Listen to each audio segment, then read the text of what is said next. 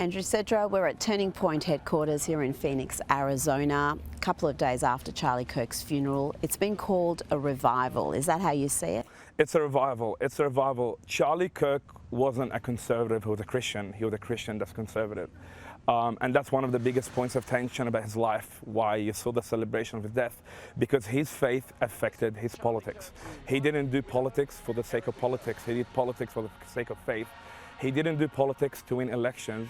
He actually did politics to win the next generation. He caught the heart, mind, but more than anything, he caught the spirit of the next generation.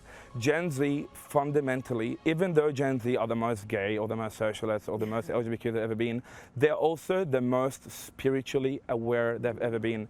They're rejecting the notion that housing, food, Medicare will satisfy your soul. They're looking for truth, beauty, virtue, and morality. And that's the reason we're seeing a revival among the next generation. They fully understand that you're not a body that has a soul. You are a soul that has a body, and they're tuning into their soul. And that's the reason you were able to see thousands of young people crying, weeping, and celebrating the life of Charlie Kirk. Well, whether you looked at his funeral or you look at the vigil here at Turning Point headquarters, there are so many young people. There's a real contrast between some of the left-wing protests we've seen in this country and what we've seen with Charlie. Is that reflected back home in Australia? When leftists, something that happens to them they don't like, they protest and they burn buildings. When Christians die, we pray, we worship, and we go to church. And the line of character is too obvious. Like, if you have been claiming Christians are homophobe, sexist, hate speech, all this stuff that we get labeled, I get labeled all of that for simply preaching the Bible. The facts simply do not match what you're saying. We don't burn cities. We don't kill people. We don't bash people. We don't intimidate people. When we get persecuted and killed, we go to church, we worship Jesus, we open the Bible, and just like Erica, we have to forgive.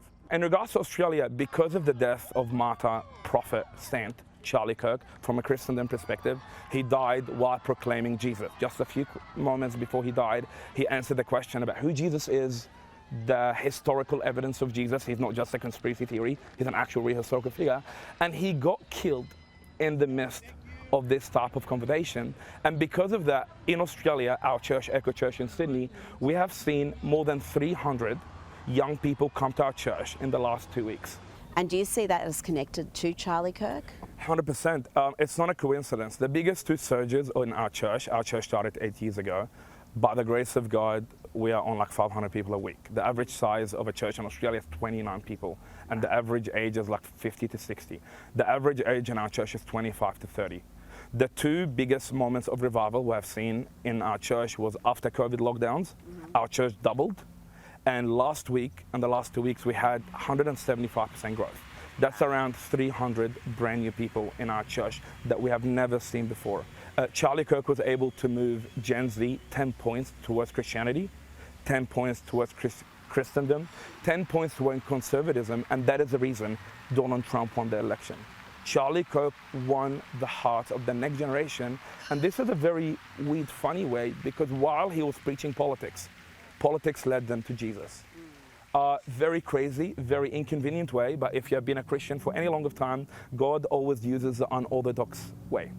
He uses things that we didn't even anticipate. Who knew that the greatest political commentator of our time would also be the greatest revivalist of our time? So we are seeing growth in our church like never before. People are traveling 2 hours away to come to listen to the gospel. So God is not dead. He's more alive than ever.